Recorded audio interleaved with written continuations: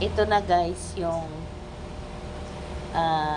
pinakuluan namin na tawag ito, miracle fruits. Dala ko galing from Bohol, Philippines.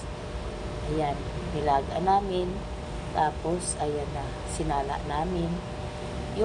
Nung binuksan namin guys, ang miracle fruits, parang cotton, kulay puti ang laman.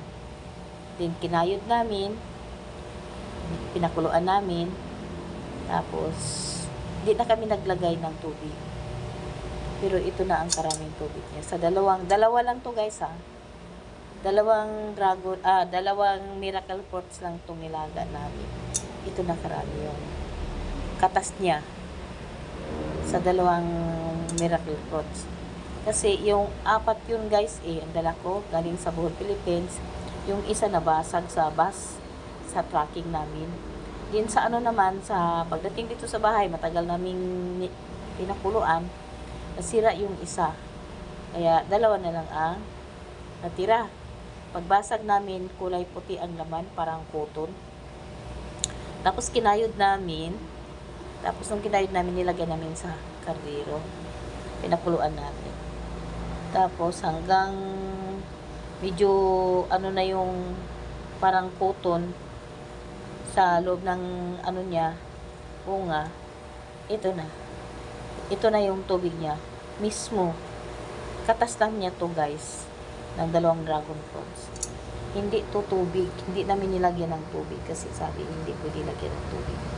Unti-unti lang yung pakulo namin para hindi naman masunog. Yan, kakatas lang siya ng pusa. Then ito, nasala ko na, ilagay ko na sa lagay ko na sa Magna stainless. Hindi na pakukuluan na. Hindi na, parang lang to, tungga lang to tubig. Dapat parang hindi ko pa alam ang dosage nito kung ilang ml inumin sa bawat araw, sa isang araw. Ayan. Pero i-search ko muna sa Google.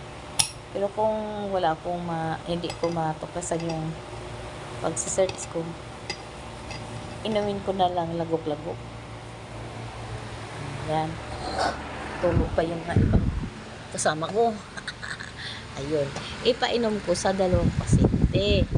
Ayan. Si Mister at saka si Meros. Hello, Meros. Eat na ikaw. Sus. Eat na daw siya.